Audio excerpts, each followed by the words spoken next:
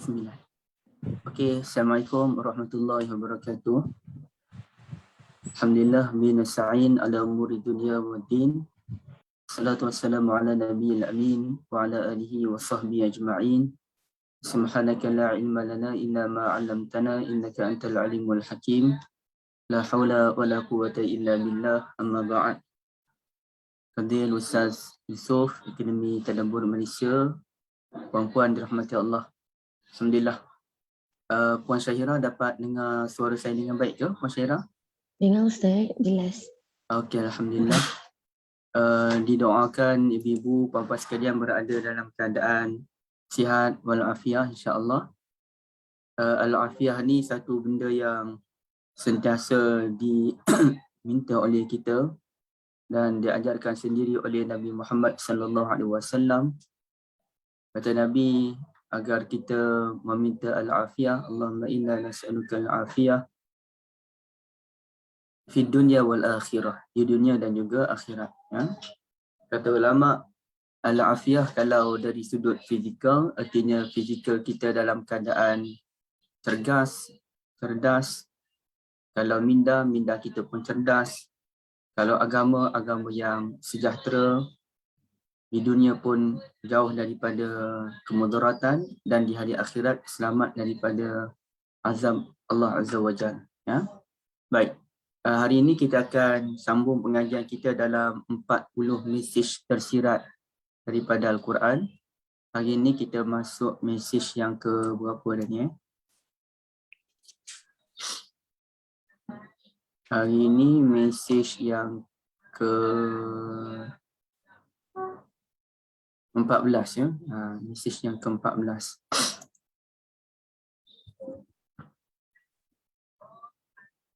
Lafaz as-sakinah dan al-waqar, ketakutan yang menghasilkan ketenangan. Itu saya punya tajuk lah. Lafaz as-sakinah dan al-waqar, ketakutan yang menghasilkan ketenangan. Daripada nama sakinah ni pun berapa ramai kalangan kita yang memilih nama sakinah untuk anak gadisnya. Dan nama waqar pun ada juga ya untuk lelaki.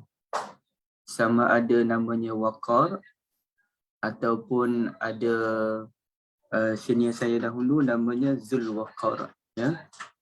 Zulwaqar. Jadi as-sakinah dan al-waqar. Baik. Sekarang ni kita cuba lihat puan-puan sekalian ya. Benda yang paling hilang daripada kita sekarang ni dan kita begitu impikan benda tu ialah ketenangan. Betul tak? Bahkan kalau ketenangan itu dijual di mana-mana pasar ataupun kedai dengan harga sebanyak mana pun kita akan usaha untuk mendapatkan ketenangan itu.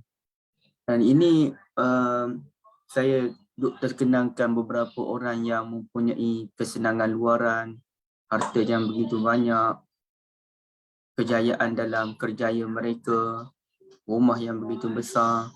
Namun mereka hilang ketenangan sedikit demi sedikit. Sama ada ketenangan itu daripada sudut kehidupan berkeluarga mereka yang berantakan ataupun ketenangan itu hilang kerana ketakutan ya. Sehingga kan pernah ada seorang yang kaya raya yang saya kenali berada dalam ketakutan kerana bimbang ada orang yang akan merompak dia. Jadi dia memikirkan kalaulah ada bodyguard ya, kalaulah dia ada bodyguard, selamatlah dia. Sampai begitu tuan-tuan dan puan-puan ya. Jadi bermakna orang kaya baik, orang miskin baik, orang terpelajar maupun tidak, semuanya mahukan ketenangan. Dan hal ini dikupas awal oleh Buya Hamka ya, dalam kitab beliau dan dalam tulisan beliau Tasawuf Moden. Jadi isu ketenangan ini merupakan isu yang paling dititik beratkan tuan-tuan dan puan-puan ya. Baik, berapa ramai suami yang sanggup menzalimi isteri dan anak-anak, dan sebaliknya juga berapa ramai isteri yang berlaku curang. Jadi ketenangan itu hilang ya.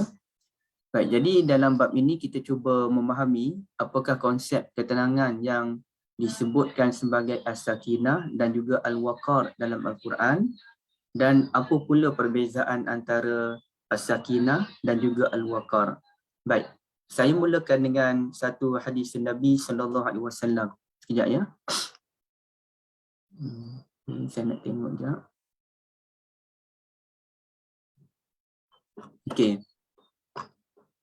Kita mulakan dengan hadis Nabi an Abi Hurairah radhiyallahu anin Nabi sallallahu alaihi wasallam qala wa maaf saya lupa silakan. Idza sami'tumul iqamah famshu ila salah wa alaikum bisakinati wal waqar wa la tusri'u fama adraktum fasallu wa ma fatakum faatimmu.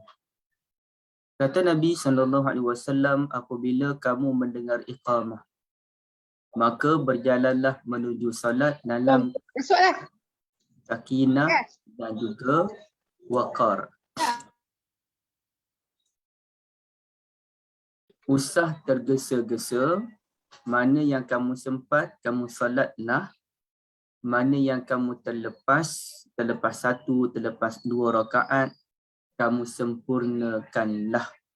Okey, jadi di situ Nabi SAW menggunakan 2 istilah yang berbeza, as-sakinah dan juga al-waqar. Ya, as-sakinah dan juga al-waqar.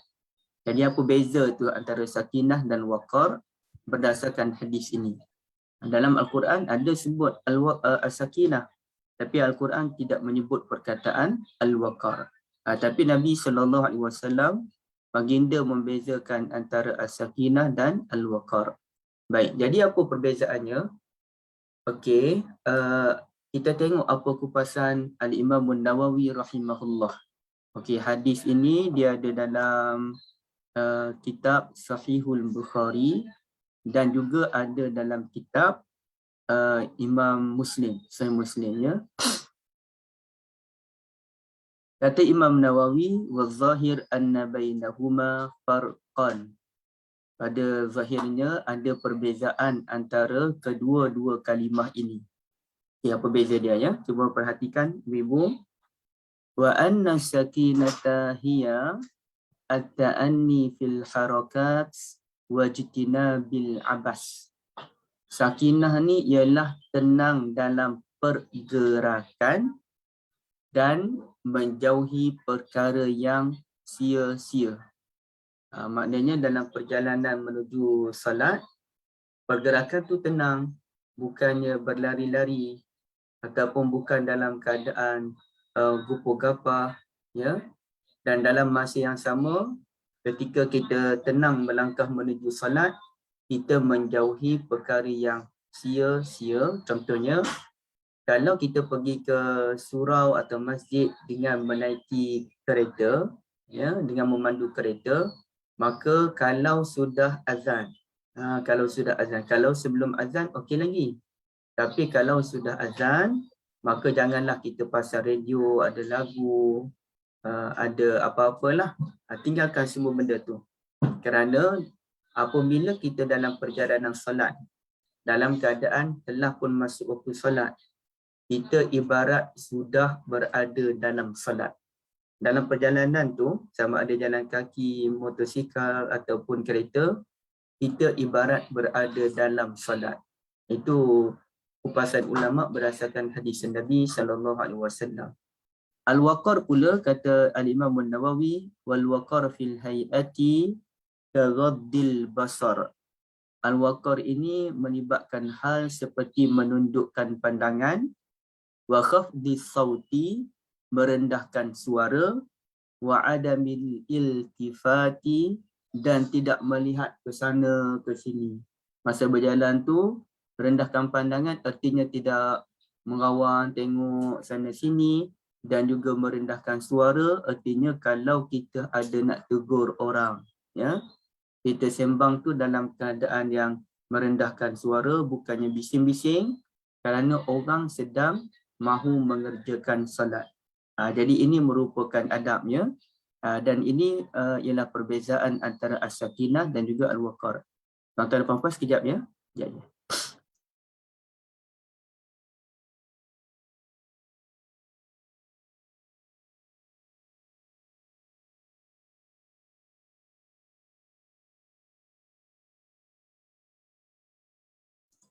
Okey, kemudiannya kita dapat memahami ya, as-sakinah ni benda yang ada dalam kalbu puan-puan dan tuan-tuan dan puan-puan. Dipanggil sebagai hayatan nafsaniyah. Hayatan nafsaniyah iaitu keadaan dalam, ya, keadaan dalaman. Manakala al-waqar pula ia merujuk kepada hayatun badaniyah. Sebenarnya dua-dua hayatun ni saya terambil daripada ayat lain jadi hayatan. Sebenarnya hayatun nafsaniyatun, hayatun badaniyatun. Jadi sakinah ni dia benda luaran, manakala al-waqar tu benda dalam. Sakinah ni benda dalaman, al-waqar ni benda luaran. Tengok, sakinah ni tenang, menjauhi perkara yang sia-sia, ia melibatkan benda luar dalaman. Manakala waqar ni dia melibatkan pandangan, tidak menoleh ke sana ke sini, suara, jadi ia melibatkan benda luaran. Jadi sakinah ni, ingat tuan-tuan dan puan-puan ya, dia melibatkan benda dalaman, waqar luaran. Ya. Sekarang ni kita cuba lihat as-sakinah menurut konteks Al-Quran. Macam mana? Okey, dah ada banyak, antaranya ayat 40 surah Taubah, ayat 4 dan 6 suratul Fath. Okay. Dalam surah At-Taubah, Allah Azza wa Jalla menyatakan إِذْ جَعَلَ الَّذِينَ كَفَرُوا فِي قُلُوبِهِمُ الْحَمِيَّةَ حَمِيَّةَ الْجَاهِلِيَّةِ. Ingatlah dan kenallah ihsan Tuhan kepada kamu ketika orang-orang kafir menimbulkan perasaan sombong yang ada dalam hati mereka terhadap kebenaran Islam, yang mana perasaan sombong secara jahiliyah. Okey, al-hamiyah ni sombong. Sombong mereka tu sombong yang macam mana? Hamiyatal jahiliyah, sombong cara jahiliyah. Maka apabila orang kafir ni dia sombong, dia menunjukkan keangkuhan dia terhadap orang Islam, menyebabkan orang Islam ni berasa sedih hati, maka apa yang dilakukan oleh Allah? Fa'anzalallahu sakinatahu ala rasulihi wa ala al-mu'minin. Maka Allah turunkan, kerana ia datang dari Allah, Allah tu berada di atas, maka Allah turunkan sakinatahu, ketenangannya. Maknanya ketenangannya tu bukan Allah tu ambil ketenangan yang ada pada zatnya bagi pada kita, tidak. Tetapi ketenangannya bererti ketenangan yang bersumberkan daripada Allah. Allah turunkan ketenangan tu kepada Rasulnya dan kepada orang beriman. Wa alzamahum kalimatat taqwa. Dan Allah Ta'ala telah meminta mereka agar sentiasa melazimi dan berpegang dengan kalimat taqwa, wa kanu ahaqqa biha wa ahlaha, dalam keadaan para rasul dan orang beriman yang berhak untuk mendapatkan kalimat taqwa tersebut, ya. Dan merekalah yang merupakan ahli kepada kalimat taqwa. Kata Allah, wa kana Allahu bikulli syai'in alima. Jadi di sini apabila orang beriman, bahkan bukan orang beriman sahaja, Rasul sendiri, Nabi SAW berasa sedih dengan tindak tanduk orang kafir terhadap mereka, maka Allah Ta'ala berikan mereka satu anugerah yang namanya as-sakinah. Jadi bukan kita je mahukan sakinah, tuan-tuan dan puan-puan. Nabi SAW dan para Rasul yang lain pun perlukan sakinah dalam kehidupan mereka.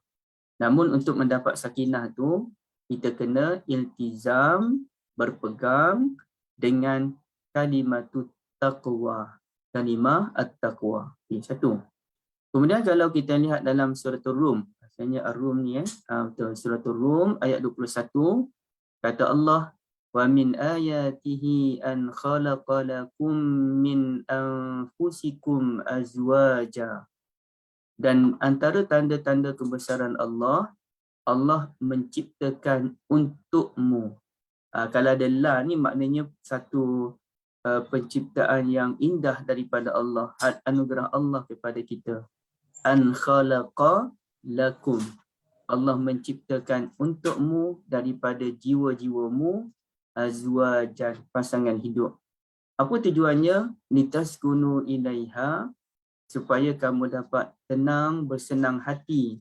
Maknanya tenang dengan pasangan tersebut, dan Allah Ta'ala jadikan antara kamu dua perasaan, al-mawaddah, kecintaan, dan juga ar-rahmah, belas ihsan.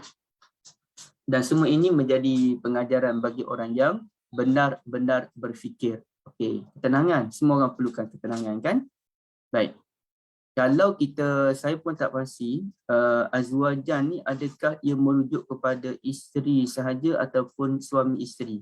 Yang tu kena dalami lagi lah. Biasanya tafsir dia akan sebut isteri. Jadi saya pun tak pasti benda ni. Tapi kalau kita fahami azwajan sebagai isteri, yakni ibu-ibu sekalian, artinya suami perlukan ketenangan, dan yang hebatnya para isteri ialah pemberi ketenangan. Jadi itu satu benda yang power lah, meninggikan kedudukan kaum wanita sebagai sumber orang yang mampu menenangkan. Sedangkan para suami memerlukan ketenangan. Kalaulah dipahami azwajan tu sebagai isteri semata-mata. Jadi saya tak berapa pasti benda tu. Sebab azwajan ni secara umumnya bermaksud pasangan. Dia boleh jadi suami, dia boleh jadi isteri, ya. Sebagaimana kita doa, Rabbana hablana min azwajina wa zurriyyatina qurrata a'yun. Tuhan, kurniakan kami daripada pasangan kami, suami dan juga isteri, dan juga zuriat keturunan kami, qurrata a'yun, penyejuk mata. Baik. Kemudian jadi berdasarkan ayat ini kita dapat memahami apa dia, puan-puan sekalian. Kalimah sakinah ini boleh terhasil setelah hilangnya ketakutan dan kemarahan dalam ayat yang awal tadi. Apabila orang kafir ni dia berlaku sombong sehingga menyedihkan orang yang beriman kepada Allah, fa'anzalallahu sakinatahu, maka Allah Ta'ala pun turunkan ketenangan kepada mereka untuk menghilangkan perasaan sedih, untuk menghilangkan perasaan duka, untuk menghilangkan perasaan takut yang ada dalam diri mereka. Maka bila hilang perasaan sedih, takut kalau orang kafir menyerang mereka, sebagainya, maka Allah Ta'ala pun turunkan sakinah tu, hilanglah perasaan-perasaan demikian. Ya, baik. Juga sakinah ini boleh terhasil setelah kita melihat sesuatu yang mengagumkan atau tidak. Maknanya apabila kita melihat kebesaran Allah pun boleh lahir ketenangan. Bila kita lihat ciptaan-ciptaan alam yang pelbagai yang memukau kita ini pun boleh menghasilkan ketenangan. Ataupun dengan pengalaman-pengalaman yang kita lalui pun boleh menghasilkan ketenangan. Jadi ketenangan ini dia boleh terhasil daripada pelbagai sudut. Tapi antara sudut yang kita perlukan ialah hilangnya ketakutan digantikan dengan as-sakinah. Baik. Manakala al-waqar pula ialah ketenangan yang terhasil setelah kita melihat sesuatu yang mengagumkan sahaja. Ketenangan ni dia boleh terhasil daripada pelbagai sudut, tapi al-waqar ini dia hanya terhasil apabila kita melihat sesuatu yang mengagumkan, sebagaimana yang saya sebutkan tadi, melihat kejadian alam dan sebagainya. Ya? Baik. Jadi di sini sebagai pengajaran dia, ada masa kita perlu menempuh pelbagai masalah dalam hidup, tuan-tuan dan puan-puan, ya, barulah kita mencapai ketenangan. Contohnya sekarang ni COVID.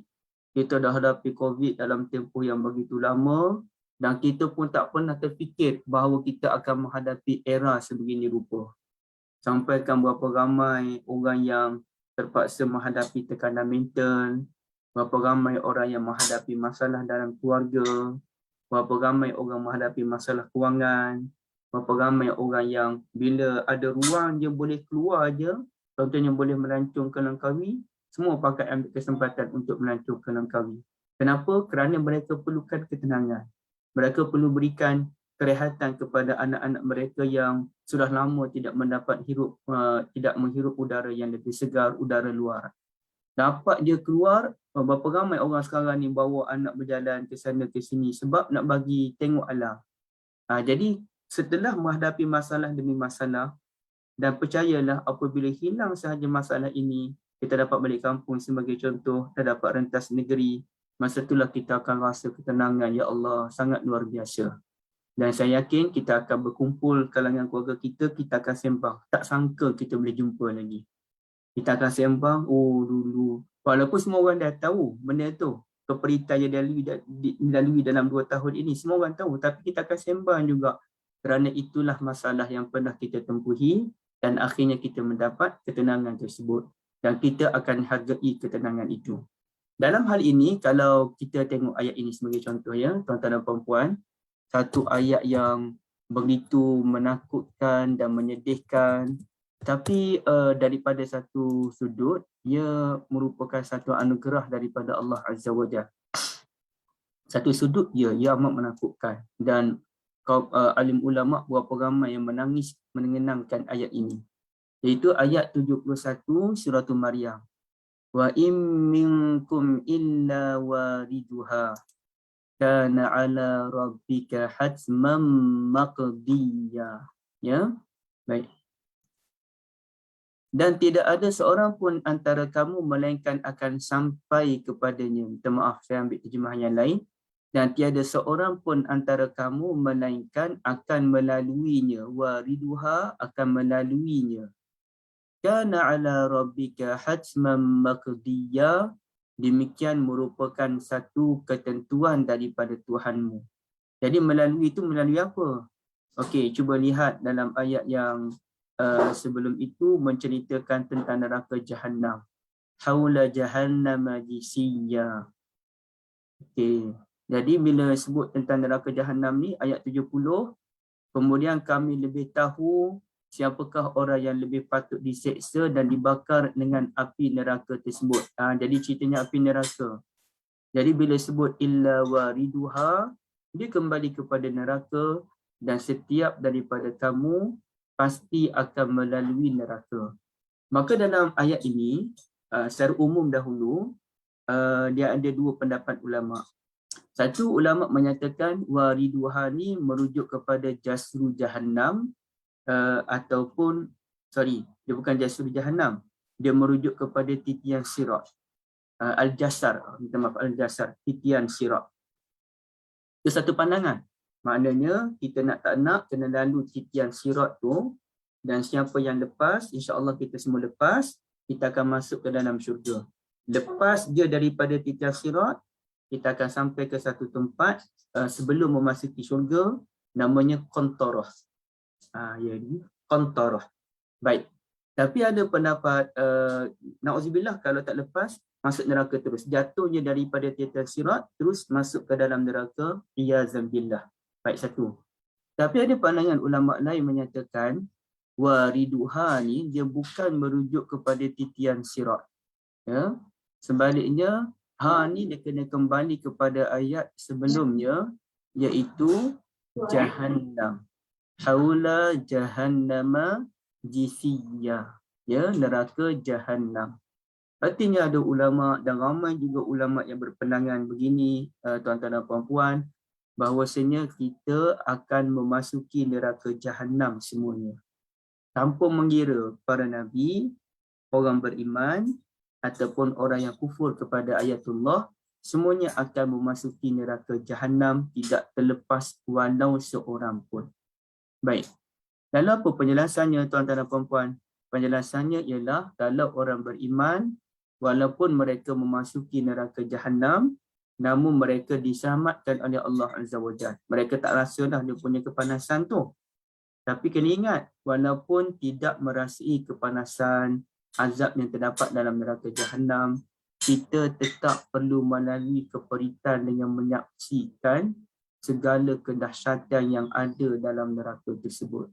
Ya, kita tengok bagaimana dahsyatnya, dan disitulah kita akan padankan dengan beberapa hadis yang menunjukkan iyazan billah, kita bertemu dengan seorang yang sentiasa mengajak kita ke arah kebaikan, sentiasa menegur kita daripada melakukan maksiat. Tengok-tengok mereka berada dalam neraka, dan kita bertanya, kenapa kamu berada dalam neraka sebegini rupa?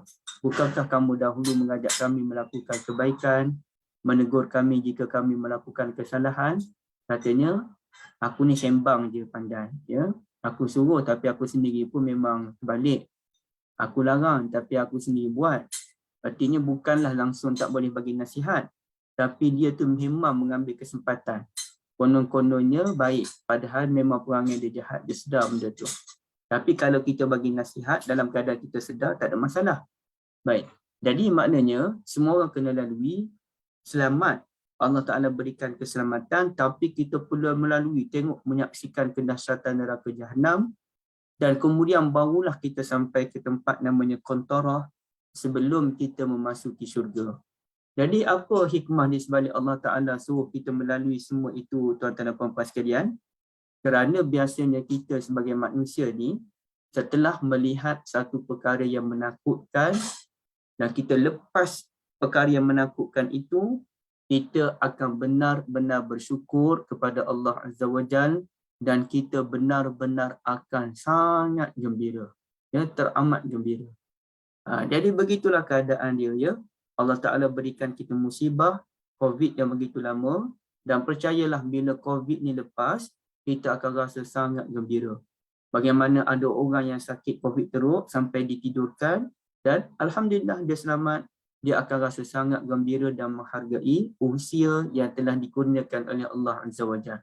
Jadi ini satu ayat yang menakutkan alim ulama sehingga mereka bila ingat di ayat ni, mereka jadi menangis, takut. Tapi sebenarnya itu merupakan rahmat daripada Allah Azza wa Jalla. Baik. Jadi kena tepu masalah dulu bahawa kita akan mencapai ketenangan tersebut. Bahawa kita akan rasa gembira yang masuk ke dalam syurga apabila mengenangkan dahsyatnya neraka itu. Ada masa, tuan-tuan dan puan-puan sekalian, kita mendapat ketenangan setelah bertemu dengan pelbagai orang yang berjaya dalam hidup mereka. Ya, kita berkongsi pengalaman dengan orang yang berjaya itu. Sama ada berjaya itu dalam sudut karier, berjaya daripada sudut pengajian, berjaya daripada sudut kekeluargaan, berjaya daripada sudut apa sekalipun, kita dapat sembang dengan orang-orang yang berjaya ini, kita akan mencapai ketenangan tersebut. Artinya sebaliknya, kalau kita duduk kalangan orang yang tidak berkongsi kejayaan mereka, ya, berkongsi kejayaan ni boleh dalam pelbagai bentuk, tidaklah dia cerita direct pasal dia kan. Tapi kalau kawan kita ni, kalau dalam Facebook sebagai contoh, sibuk je benda-benda yang tidak ada manfaat. Dan bila ada viral je, semua orang nak sentuh isu viral sebagai contoh. Di situ kita tidak akan mendapat ketenangan, bukan? Tapi kalau kawan-kawan kita ni jenis orang yang positif, suka sembang tentang perkara yang baik. Kalau perkara baik tentang orang je, mereka suka sembang. Oh, hari tu jumpa dengan kawan ni dia sekian benda baik. Kita akan suka sangat nak dengar cerita dia. Tapi kalau kerjanya mengumpat dia pasal orang, kita pun rasa tak best kan hidup. Jadi bila kita bertemu dengan orang yang berjaya ini, barulah kita akan dapat mencapai namanya as-sakinah al-waqar. Dan yang ketiganya, tuan-tuan dan puan-puan sekalian, kita tidak boleh hanya berdiam diri untuk mencapai ketenangan tersebut, kita mesti berjuang. Ya? Kita mesti berjuang untuk mendapat anugerah ketenangan tersebut. Sebagaimana sekarang ni kaum wanita di India sebagai contoh berjuang untuk menyelamatkan maruah kewanitaan mereka. Bagaimana golongan-golongan kasta rendah berjuang untuk memperjuangkan kehidupan mereka, tapi dalam keadaan mereka ditindas demi ditindas. Dan begitu juga kita sekarang ni berjuang untuk mendapatkan kedudukan dan hak kita, supaya tidak ada kasta. Di Malaysia pun dia ada kasta, tapi kasta daripada sudut pangkat dan kedudukan. Kita pun berjuang agar kasta ini tidak wujud di negara kita, tuan-tuan dan puan-puan sekalian. Jadi perjuangan itulah yang diperlukan untuk kita mencapai as-sakinah dan al-waqar, ya. Wallahu a'lam. Baik. Sesuai yang itu, sekarang kita masuk yang kedua pula, sesuai dengan apa yang kita lalui sekarang ni, iaitu as-sanah dan juga al-am, membentuk usaha untuk memakmurkan bumi ataupun negara. Yang mana tuan-tuan dan puan-puan, as-sanah ya, bukan as-sunnah. As-sunnah tu lain. As-sunnah tu sama ada tariqun Nabi SAW, jalan hidup Nabi, ataupun perkara tambahan sunat, bukannya wajib kan. Yang ni as-sanah. As-sanah dan al-am ni dipanggil sebagai tahun, ya, tahun. Yang biasa kita dengar orang sebut Amul Fil, tahun gajah sebagai contoh, ya. amul fil, tahun gajah. Jadi Al-Quran ni menariknya menggunakan kedua-dua istilah ini. As-sanah pun Al-Quran guna, artinya tahun. Al-am pun Al-Quran guna, maknanya tahun. Dan kenapa bila saya nak sembang tentang tahun ni, saya buat tajuk membentuk usaha untuk memakmurkan bumi. Okey, apa ceritanya tuan-tuan dan puan-puan? Ada kala kita menghadapi bencana yang begitu luar biasa di negara kita. Tsunami yang menimpa di Aceh, Indonesia, sampai sekarang kita masih ingat, cuma mungkin ingatan itu tidak sedahsyat. Kita dah tak terfikir sangat sebagaimana yang awal-awal dahulu kan. Dan sedikit sebanyak terkena kesannya ke beberapa kawasan di Kedah, ya. Baik. Kemudiannya kebakaran hutan luar biasa di Australia. Saya menulis buku ni sebelum berlakunya kebakaran hutan yang luar biasa di Turki. Lepas Australia yang begitu dahsyat tu, dah berapa ramai haiwan seperti kangaroo pun mati. Kemudiannya merebak pula ke Turki kerana kita panggil sebagai pemanasan global yang luar biasa, ya. Jadi macam-macam berlaku. Ada masa tu kita hadapi bencana sampaikan kita pun ya Allah satu-satu berlaku. Tapi ada masa tu kita melalui zaman yang begitu cantik je. Oh, tahun ni ceritanya gembira je. Hasil bumi pun subur, kita dengar cerita buah-buahan pun menjadi, maka para petani ataupun para penjual buah-buahan pun hidup dalam keadaan gembira, hasil sawit pun menjadi, hasil getah pun menjadi. Jadi ada masa tu bumi kita subur, alhamdulillah. Tapi ada masa bumi kita menghadapi bencana lebih bencana, iyazambillah. Dan masih ingat lagi tak di Sabah bagaimana berlakunya satu gempa di Gunung Kinabalu. Ya, dan begitulah. Baik, sekarang ni kita Al-Quran mengajarkan kita dua perkara yang pentingnya. Perkara yang pertama ialah maksiat merupakan faktor utama berlakunya bencana-bencana ini. Jadi kita tak boleh nafikan apabila berlakunya bencana, kita tak boleh terus nak elak daripada maksiat. Kecuali kejadian alam, ada kejadian alam seperti banjir dan sebagainya, kita tak boleh terus kata dia sebagai bencana. Banjir yang memang biasa berlaku di pantai timur pada bulan-bulan tertentu, bulan 1, bulan 12 itu memang banjir anugerah Allah Azza wa Jal. Ya, Allah anugerahkan banjir dengan tujuan untuk proses bumi itu balik, pembersihan bumi. Baik. Tapi ada masa tu kita tengok pelik sangat. Ya, pelik sangat banjirnya. Pelik sangat bencananya. Maka biasanya, saya tak kata semestinya, tapi saya katakan kemungkinan ada isu maksiat di sana. Dan kita tidak boleh melihat maksiat itu daripada aspek zina, judi, riba semata-mata. Bahkan maksiat itu dalam konteks penebangan hutan yang tidak terkawal, pencemaran alam melibatkan pencemaran udara, pencemaran bunyi, pencemaran cahaya dan sebagainya. Pencemaran banyak kan? Pencemaran cahaya pun ada, pencemaran bunyi pun ada, pencemaran udara pun ada dan sebagainya. Jadi pelbagai. Apalagi kalau mengikut kepada hadis Nabi dan dikupas ulama, antara punca timbulnya kemurkaan Allah ialah zina sebagai contoh yang berleluasa. Baik, ada satu hadis yang saya kena cek balik. Sejauh mana kebenaran hadis itu? Okay, baik, kita cuba cari di sini. Okey. Hadisnya berbunyi halakallahu qaryatan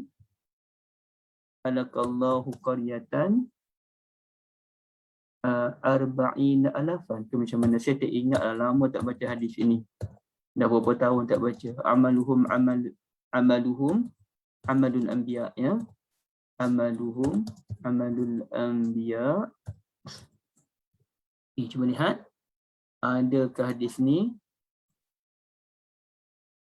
Arba'ina alafan amaluhum amalul anbiya. Ada di sini. Tapi ni hadis yang lain. Okey, tak apa, kita cuba lihat hadis yang ini. Macam mana? Azaballahu qaryatan fiha samaniyata. Okey, saya ambil yang ni lah. Kita cuba tengok di sini.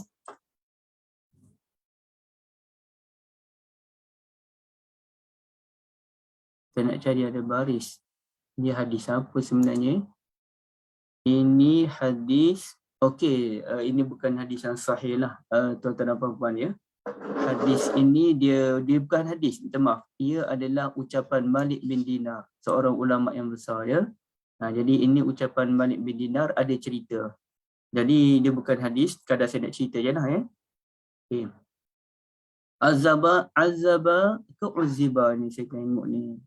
Bukan azaba ni, uziba. Ada ahli Korea satu kampung tu telah diazab, yang mana penduduk kampung itu ada sebanyak 18,000 orang. Okey, tapi macam mana tu 18,000 orang ni?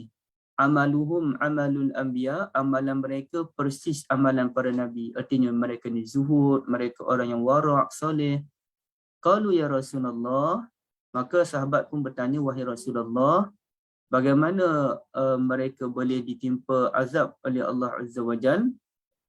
Okey, rupa-rupanya lima yakunu kenapa mereka boleh ditimpa azab tu? Kaifa? Okey, kaifa? Maka kata Nabi SAW, mereka ni tidak amar ma'ruf dan tidak nahi munkar. Tapi ini sebenarnya bukan hadis yang sahih lah tuan-tuan dan puan-puan sekalian ya.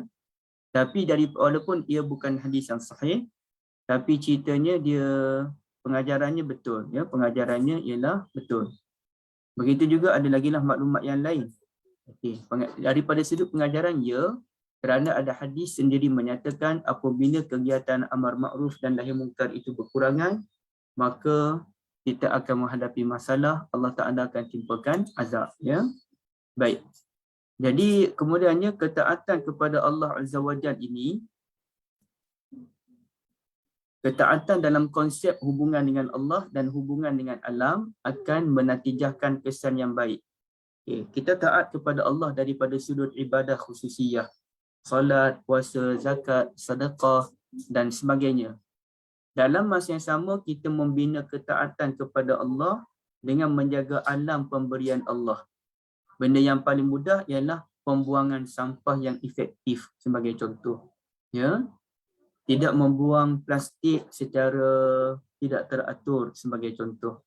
Tidak melakukan pembakaran secara terbuka sebagai contoh. Ataupun sebagainya. Ya, ataupun sebagainya. Maka bila kita membina hubungan dengan Allah dan membina hubungan dengan alam dengan cara yang baik, sesuai dengan perintah Allah, huwa ansha'akum minal ardi wasta'marakum fiha. Allah yang menciptakan kamu daripada tanah, tujuannya agar kamu memakmurkan tanah tersebut, maka pastilah alam ini akan menjadi alam yang baik. Ya. Jadi ini sesuai dengan firman Allah, zaharal fasadu fil barri wal bahri bima kasabat aydin nas. Telah nyata berlakunya kerosakan di daratan dan juga di lautan disebabkan tangan-tangan manusia. Ya. Jadi macam iceberg di kutub utara pun dah semakin mencair sedikit-sedikit itu pun ada kaitan dengan tangan manusia yang terlalu gairah untuk mencapai kemajuan konon-kononnya, namun tidak memberikan ketenangan secara hakiki. Baik, jadi saya nak bincangkan dua kalimah ini ada hubung kait dengan kupasan mukadimah saya tadi, iaitu kalimah al-am dan juga as-sanah. As-sanah dan juga al-am. Baik. Ada menariknya, tuan-tuan dan puan-puan sekalian, ada satu ayatul Quran menyebutkan kedua-dua kalimah ini serentak. Iaitu cerita tentang Nabi Nuh alaihi salatu wassalam yang dimuatkan dalam suratul Ankabut ayat 14. Perhatikan ya. A'udzubillahi minasyaitonirrajim. Walaqad arsalna Nuhan ila qaumihi falabisa fihim alfasanatin. Situ dulu. Dan sungguh kami telah mengutuskan Nuh kepada kaumnya. Lalu Nuh tinggal kalangan mereka selama 1000 tahun. 1000 tahun tu Allah gunakan istilahnya alfa sanatin. Ya. Alfa sanatin, alfa tu 1000, sanatin tahun. Baik.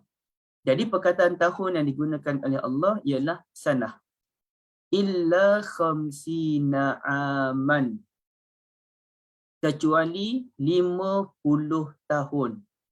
Tapi kecuali 50 tahun tu Allah tak guna perkataan sana, sebaliknya Allah guna perkataan am, ya, am.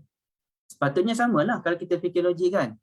Fala bisa fihim alfasanatin illa khamsina sanatan. Sepatutnya.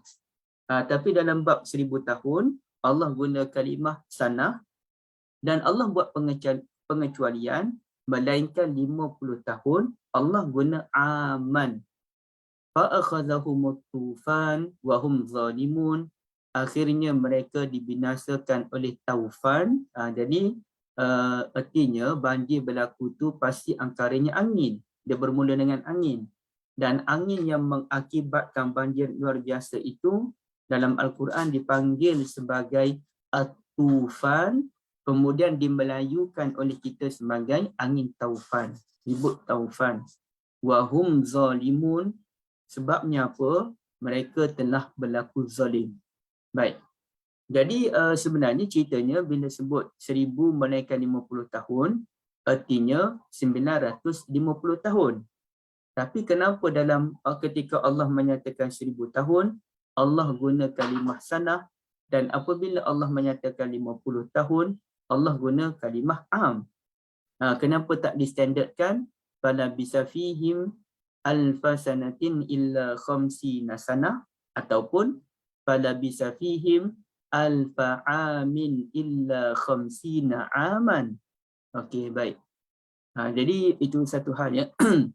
Tapi sebelum saya melihat kita melihat jawapan sanah dan am dalam cerita Nabi Nuh, ada baik kita lihat dahulu dalam cerita Nabi Yusuf supaya kita faham dulu apa beza antara sanah dan juga am.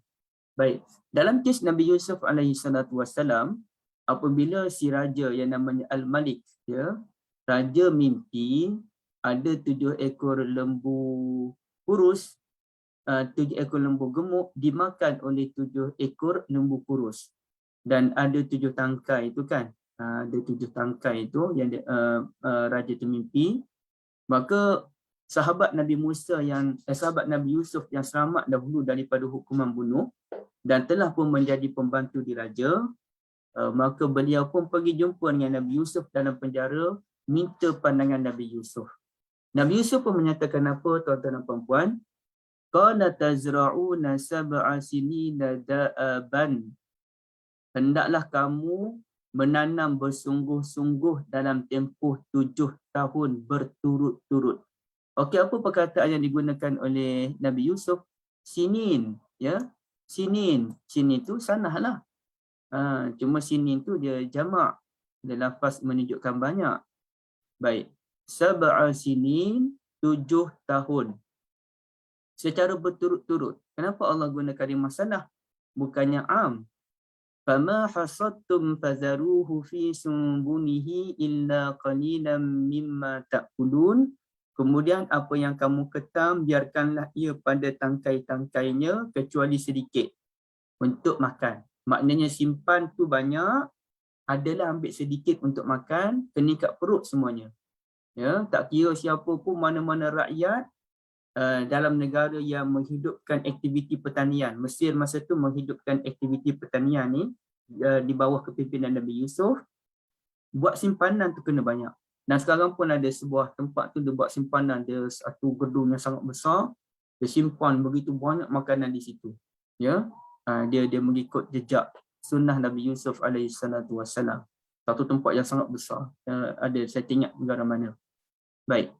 Kemudiannya, 7 tahun itu yang begitu getir persediaan untuk menghadapi kemarau yang begitu menakutkan.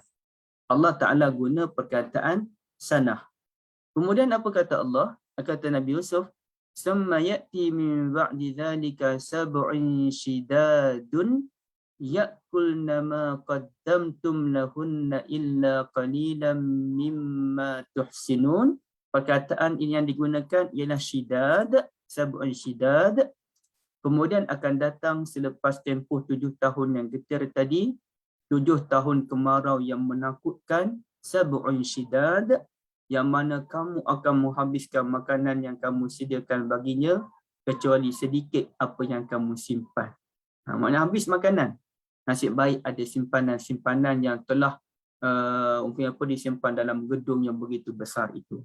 Jadi di sini menunjukkan 7 tahun yang pertama itu merupakan persediaan yang dilakukan oleh kerajaan Mesir dan rakyat semua kena ikat perut dalam tempoh 7 tahun. Bukan pemimpin sahaja, pemimpin dan rakyat sama-sama menjalani kehidupan yang berbeza daripada sebelum itu. Semuanya kena berhati-hati, berjimat cermat. Jadi konsep di masa itu konsep kerajaan berjimat cermat. Kalau sebelum tu mungkin kerajaan hemat berbelanja ke ataupun kerajaan yang boros ke, tapi tahun tu tak, kerajaan yang berjimat cermat. Baik. Kalimah yang digunakan ialah sanah, sab'a sini dan juga sab'un syidad. Tapi selepas ayat itu, perhatikan bagaimana Allah Ta'ala menyatakan atas lisan Nabi Yusuf, summa ya'ti min ba'di dzalika amun. Perkataan amun yang digunakan. Kemudian selepas 7 tahun, 7 tahun yang pertama persediaan untuk kemarau. 7 tahun yang kedua pula merupakan kemarau yang begitu menakutkan. Kemudian datanglah pula tahun yang mana amun, datanglah sesudah itu tahun dalam bentuk am, fihi yughasun nas, yang mana ketika itulah manusia akan beroleh hujan rahmat, wa fihi ya'sirun, dan kerana hujan itulah mereka pun dapat menghasilkan produk mereka.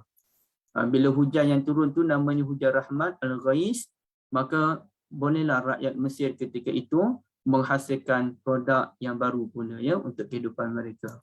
Sama ada memerah anggur dan sebagainya.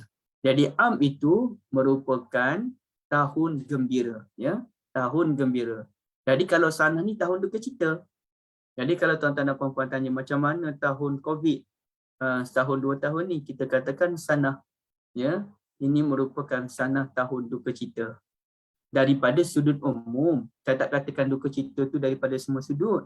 Alhamdulillah peniaga-peniaga makanan untung dalam musim COVID, ya.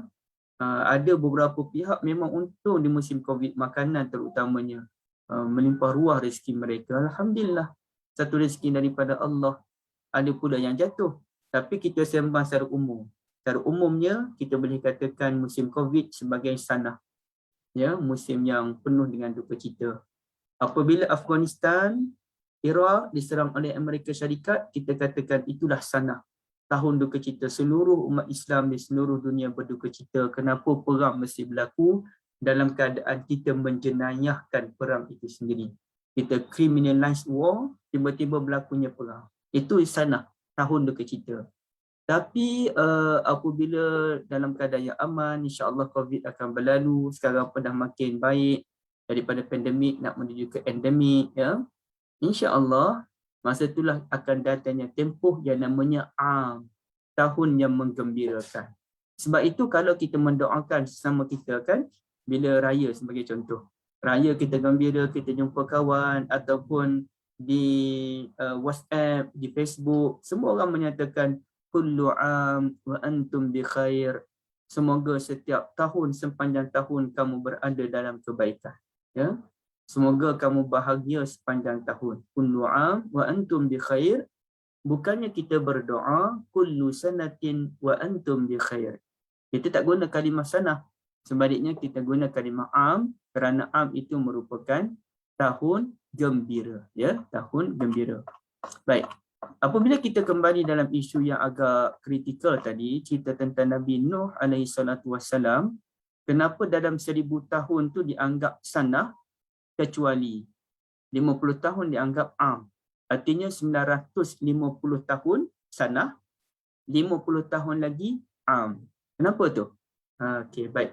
Cuba kita lihat. Ada ulama dia tak bezakan seperti Ibn Ashur.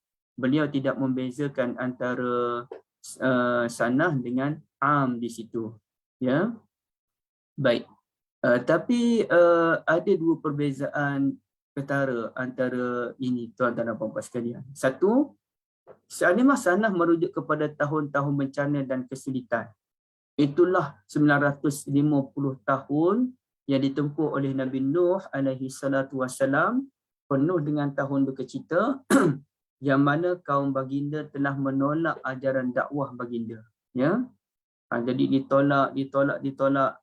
Baginda berdakwah lailan wa nahara, malam dan juga siang tanpa henti, tapi dakwah baginda ditolak. Jadi tuan-tuan dan puan-puan sekalian, itulah tahun yang penuh dengan kesulitan yang ditempuh oleh Nabi Nuh alaihi salatu wassalam.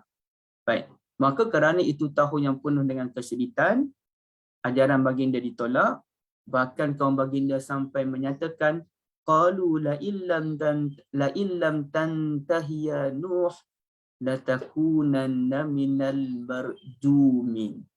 Nuh, kalau kamu tak berhenti juga sibuk nak ajak kami berdakwah, dalam surah Syu'ara dinyatakan pasti kamu akan direjam oleh kami. Jadi nak bunuh Nabi Nuh dengan cara rejam. Ya.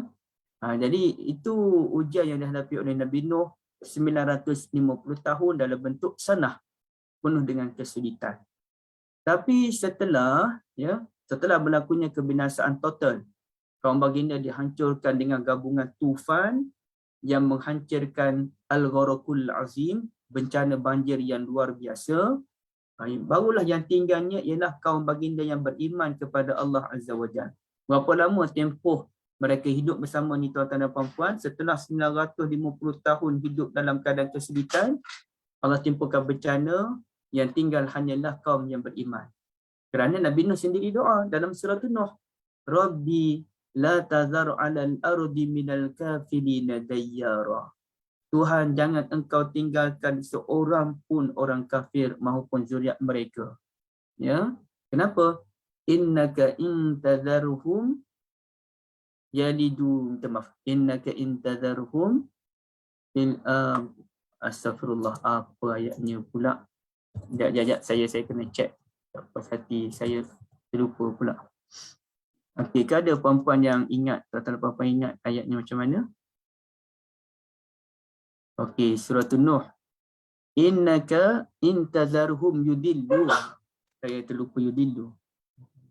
Innaka intazarhum yudillu ibadaka wala yalidu illa fajiran kaffara. Sesungguhnya jika engkau Tuhan meninggalkan seorang dua orang kalangan mereka, mereka akan menyesatkan hamba-hambamu yang beriman, dan mereka kalau mereka melahirkan keturunan pun pasti keturunan yang jahat dan juga sangat-sangat kufur kepada Allah.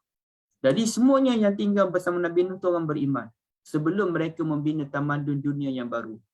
Sebelum inilah yang golongan inilah yang mana dia akan berkembang, kemudian dia hijrah ke tempat-tempat yang pelbagai untuk meramaikan manusia ke tempat yang lain, kemudian berkembang sehingga kan nyatakan oleh Allah, ulaikal ladzina an'ama Allahu alaihim minan nabiyyin min zurriyyati Adam wa mimman hamalna ma'a Nuh.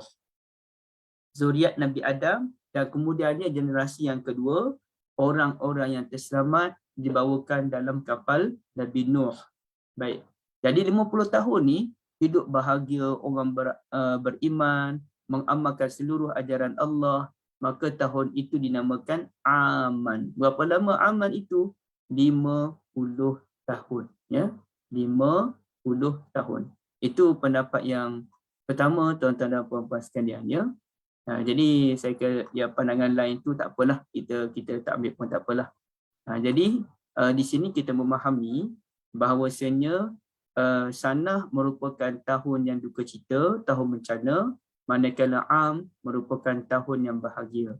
Di seluruh pengajarannya ialah kita sebagai hamba Allah mestilah berusaha untuk mewujudkan tahun-tahun bahagia Am. Dengan macam mana? Mempraktikkan ajaran ajaran Nabi Yusuf alaihi salatu wassalam. Saya kira mungkin sebahagian orang dia kena berjimat cermat sungguh-sungguh. Ada orang dia kena hemat berbelanja. Tengoklah, boros tak boleh lah. Hemat berbelanja dengan jimat cermat. Contohlah, bagi orang ada duit. Dia tak semestinya bila kita nak jimat cermat ni dalam keadaan musim COVID ni, maka semua orang pun mesti masak kat rumah, masak pun catu je makanan. Tak, dia bergantung pada orang.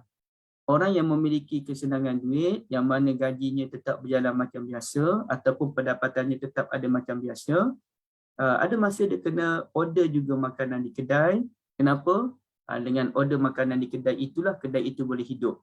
Jadi kita niat membeli sambil membantu. Ya, membeli, ya kita nak membeli. Kita pun bukan setiap masa kita nak masak kan. Maka kita membeli. Membeli tujuannya apa? Membantu pekedai-pekedai. Dalam masa sama kita order Grab food, maka orang yang hantar makanan pada kita tu dia pun dapat pekerjaan. Maka di situ, itu namanya pengurusan perbelanjaan yang betul. Bukannya asyik order je makanan, membazir. Tak semestinya membazir. Kerana kita ada niat sampingan. Kita ada niat nak membantu pekedai, penjual. Kita ada niat nak membantu orang yang duduk bawa makanan ni, rider ni. Jadi itu bagi saya satu benda yang baik, ya, tidak ada masalah. Dan kadang-kadang, sebagai contoh, ada kawasan rumah saya ni seorang pakcik bawa teksi. Jadi kadang-kadang saya minta dia yang tolong hantar saya ke sana ke sini. Dan kita pun bolehlah ada sedikit duit, kita bagi lebih.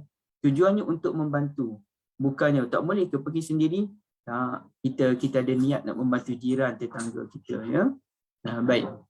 Kemudian kita mesti berusaha untuk menjauhkan tahun-tahun bencana yang namanya as-sanah. Kita usaha juga supaya tragedi sanah ni, sama ada yang berlaku pada zaman Nabi Yusuf, yang menimpa kaum Nabi Nuh, tidak akan berlaku pada kita, tuan-tuan dan puan-puan sekalian. Dengan kita menjauhkan diri daripada maksiat, mendekatkan diri kepada Allah dengan ketaatan. Bertaubat kepada Allah Ta'ala dan kembali kepada ajarannya secara menyeluruh merupakan langkah terbaik untuk mengembalikan dan mengekalkan tahun-tahun bahagia dan aman damai. Jadi rumusannya beginilah. Sanah tu tahun duka cita, Al-Am merupakan tahun bahagia. Wallahu a'lam. Okey, tuan-tuan dan puan-puan, akan datang kita akan bincang tentang yang saya sebutkan tadi, hujan rahmat dan hujan bencana, Al-Ghais dan Al-Matar. Wallahu a'lam. Kalau ada sebarang soalan, kita buka sedikit.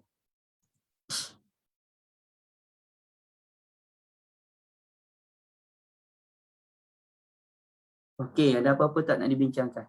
Ahlan.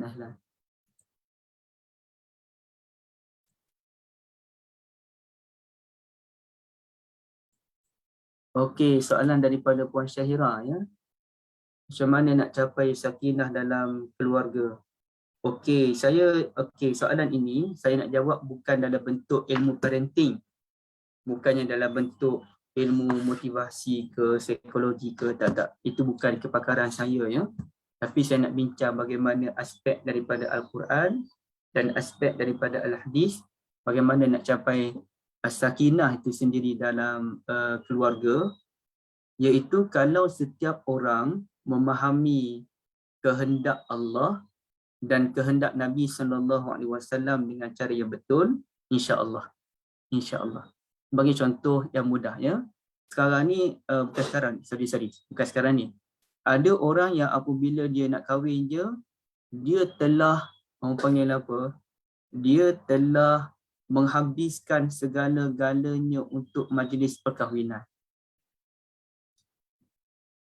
Dengan menghabiskan duit yang sangat banyak, ada yang menyewa pakaian pula, menyewa pakaian yang harganya ratusan semata-mata untuk majlis perkahwinan, kemudian bergambar tu pun macam-macam, berapa bayaran untuk bergambar tu kan. Jadi macam-macam lah. Dia telah menghabiskan segala-galanya untuk majlis perkahwinan, dan saya difahamkan sampaikan ada orang yang berhutang pun, sampaikan ada orang berhutang dengan Anung pun untuk mencapai majlis perkahwinan yang begitu berprestij tadi.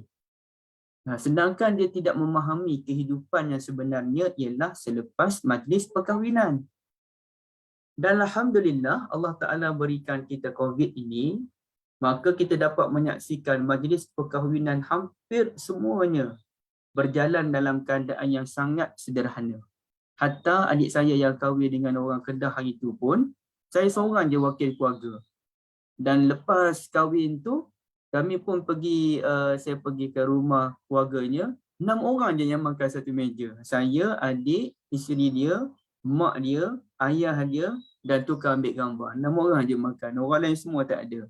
Dan di situlah kita belajar, rupa-rupanya boleh je kita buat majlis perkahwinan secara sederhana. Bukanlah lepas COVID ni pun kita nak 6 orang je makan satu meja, tak. Tapi maknanya kita boleh sebenarnya buat majlis perkahwinan yang kadar sederhana. Satu perkara ya. Jadi sini macam mana kita tu. Kemudiannya tuan-tuan dan puan-puan sekalian, setelah kita melihat bagaimana pengalaman orang-orang kahwin kan, kita memahami bahawasanya menantu yang terbaik ialah menantu yang mampu mengisi rohani anak kita.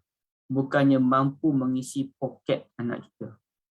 Sebab sebahagian ibu bapa tu terlalu mementingkan isu poket anak dia, isu kewangan anak dia. Maka dia cari tu, dia tengok dulu anaknya kerja, menantunya nanti kerja apa. Saya setuju kita kena pilih orang yang ada kerjaya yang baik. Ya, bukan kerjaya yang mengayakan, tapi kerjaya yang baik. Tapi untuk terlalu kita memilih, sampaikan kita menilai siapa yang paling kaya untuk menjadi menantu, tuan-tuan dan puan-puan sekalian, itu bukan satu ajaran dalam agama. Sebab itu yang baiknya, lebih baik kita mencari orang yang suka berusaha, suka melakukan perubahan, daripada orang yang memang ada kesenangan tapi tidak suka melakukan perubahan. Ada je orang yang mana pada peringkat awal kan, dia baru habis belajar, dia tanggung lagi hutang PTPTN, pekerjaan pun masih terumbang ambing, tapi dia berusaha. Dia berusaha dan bila kita tanya kerja apa? Setakat ni freelance lagi. Tapi adalah buat beberapa pekerjaan, jadi rider pun ya, buat kerja tu pun ya. Tapi dia berusaha. Maka setelah kita nilai, daripada sudut solat pun dia jaga, daripada sudut bacaan Quran pun elok, cuma pada peringkat awal ni kerja tu masih terumbang ambing lagi, biasalah. Maka kita tengok dia ni usahanya bagus, maka kenapa tidak kita menerimanya sebagai menantu dalam keluarga kita kan. Kata Nabi SAW, tapi hadis ni pun saya kena cek balik yang mana kedudukan hadis ini. Idza ja'akum man taradawna dinahu wa khuluquhu fazawwijuh illam takun fil ardi wa fasadun arid. Apabila ada orang yang engkau redai daripada sudut agamanya, akhlaknya baik, agamanya pun baik, maka kahwinkanlah dengan anakmu. Jika tidak, akan berlaku kerosakan di muka bumi ini, fitnah di muka bumi ini. Jadi benda itu, seperti itu ya, perlu mendapat penilaian.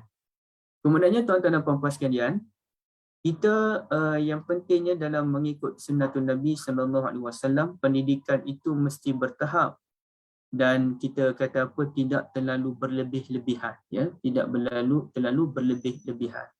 Macam mana terlalu berlebih-lebihan tu ya? Berlebih-lebihan ini contohnya kita terlalu memaksa anak kita untuk belajar dalam bidang agama, sedangkan anak kita tak ada pun potensi dan bakat dalam pengajian agama sebagai contoh. Akhirnya bila dipaksa masuk sekolah Arab sebagai contoh, dia memberontak.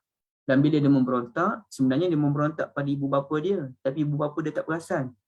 Dia memberontak, dia jadi pelajar yang nakal dan sebagainya, kita tension dan kebahagiaan itu tak wujud dalam keluarga kita. Sebenarnya dia perlu berlakunya perbincangan.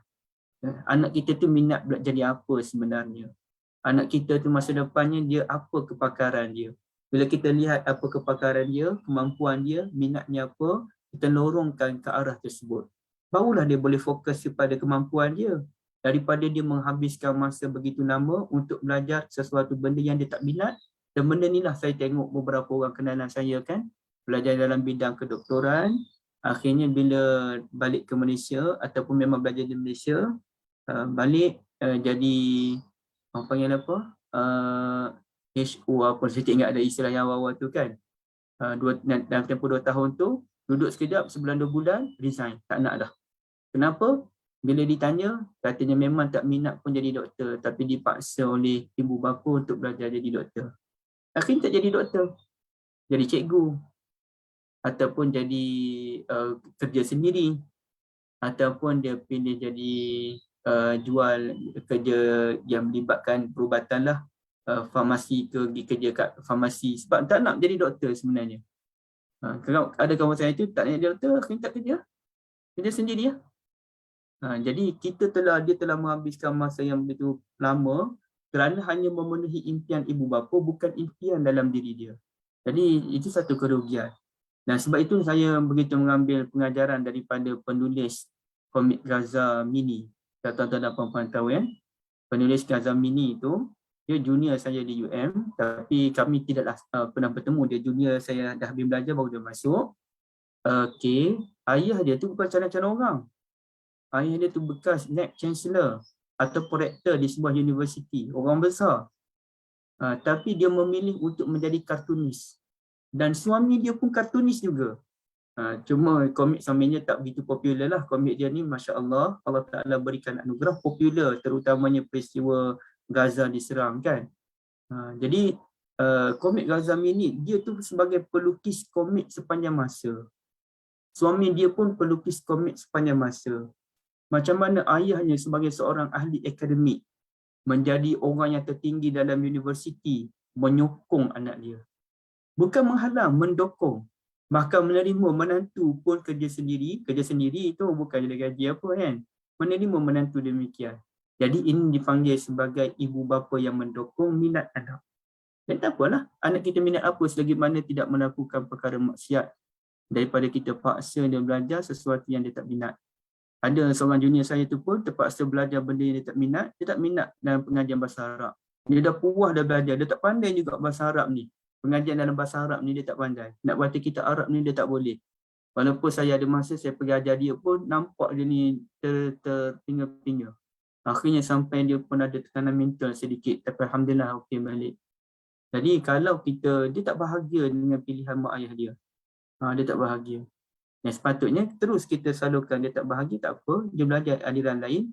Yang penting dalam masa yang sama dia tahu asas dalam pengajian agama, dia tahu solatnya macam mana, dia tahu bacaan Qurannya macam mana, dia tahu sedikit sebanyak ilmu tentang sikit-sikit lah, dia tahu sikit-sikit pun jadilah. Jadi kemudian dia belajar benda yang dia minat. Rasanya itu lebih baik dan lebih membahagiakan. Itu saya lihat daripada beberapa aspek kecil lah Puan Syahira ya. Wallahualam. Okey, kalau tak ada, kita pun dah sampai 10-7 minit. Dan Ustaz Yusof pun bagi saya lebih sikit lah daripada pukul 10 kalau ada sebarang persoalan. Ala kullin, tuan-tuan dan puan-puan sekalian, hari ini kita belajar dua perkara. Satu, as-sakinah dan juga al-waqar. As-sakinah artinya ketenangan dalaman, al-waqar artinya kebahagiaan luaran. Yang kedua, kita belajar tentang kalimah al-am dan juga as-sanah. Al-am ialah tahun yang bahagia. Ya, insya-Allah kita doakan Malaysia akan, bahkan dunia akan mendapat tahun yang bahagia tersebut, al-am. Kita pun, karangan kita saya kira ada yang tak sabar untuk melancong ke luar negara, silakan. Ada yang tak sabar nak pergi ke Mekah menunaikan umrah, silakan. Ada yang tak sabar nak balik kampung, itu semestinya semua orang tak sabar nak balik kampung. Insya-Allah kita akan mencapai al-am tersebut. Dan kita juga belajar adanya tahun duka cita, tahun kesulitan, tahun bencana yang dinamakan sebagai as-sanah. Allah Alam, saya berhenti di sini. Semoga Allah Azza wa Jal kurniakan kita as-sakinah, al-waqar dan al-am tersebut. Assalamualaikum warahmatullahi wabarakatuh. Waalaikumsalam warahmatullahi wabarakatuh.